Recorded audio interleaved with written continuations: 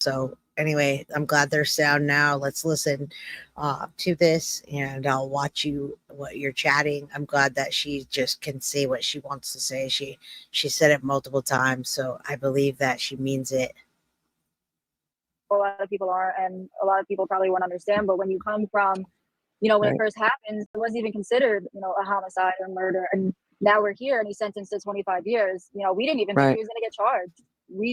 So, and no one really listened. No one believed that yes, he did this, and now, for the judge to acknowledge that he doesn't believe, Chris or his family saying he's a good guy. He was like, I don't, absolutely not. You're not. So I'm just happy everyone else sees it. The judge saw it.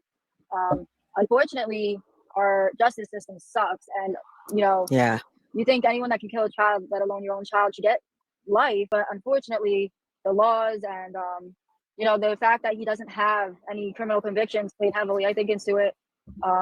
So I can't blame the judge. It's just the justice system. He had to do what he could with what he had. So it's not, Corey's life was worth way more than 25 years. But, I'm just, like I said, I'm hoping, the day before he gets out, something happens. Well, you're right. So 25 years and then, the time served, I think that's going to kill him inside a lot. He's never been really held accountable for anything. Yeah.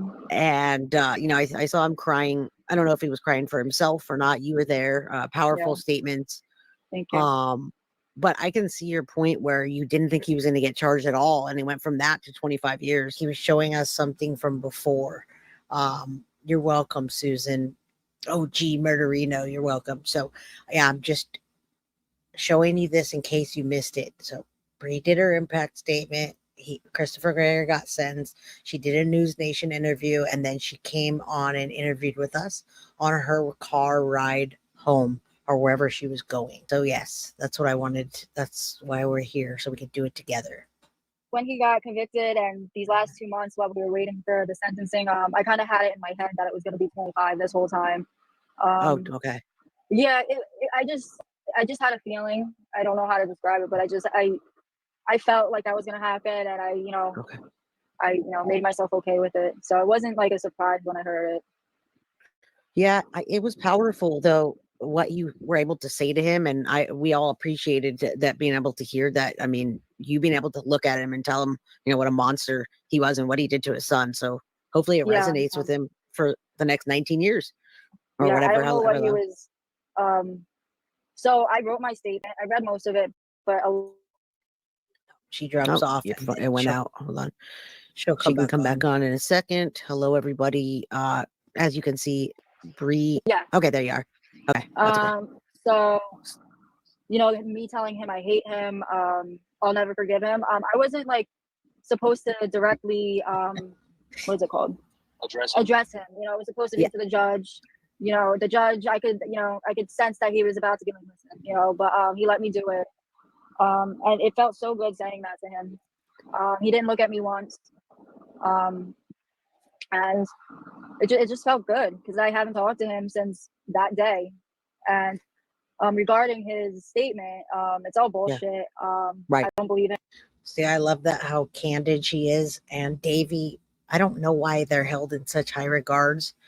I don't understand why the judge does what he does. I don't understand how he can clearly see what happened and then still say, well, he didn't have a record. He said the last few months, Corey's life, we got along. No, we didn't. We hated each other. I knew and that he was too. Sorry that I lost Corey. I'm like, are you sorry you killed him? That's not enough. All you said was, I'm sorry you lost Corey. Right. I would never forgive him no matter what he said. But the fact that it was such a half-assed apology, It was more for himself trying to get a lighter sentence, I believe. And we could all see it. Exactly. Yeah. Oh, yeah, absolutely. That's why I was like, that was the fakest thing I've ever seen. Are we kidding? Me too. Yeah. We've heard, I've watched almost every one of your interviews, and everything that you've said is exactly the opposite of what he said in that courtroom. And so right then and there, I knew he was just lying to save himself, essentially. So, it was the fakest thing I've ever heard in my life. Everything he said, like, I've never heard a word like that come out of his mouth ever. So it was just surprising, but because I didn't expect him to say anything. I thought, Isn't that interesting, folks? That she didn't expect him to say anything, but everything he said was just a complete. What we just went over. It was scripted.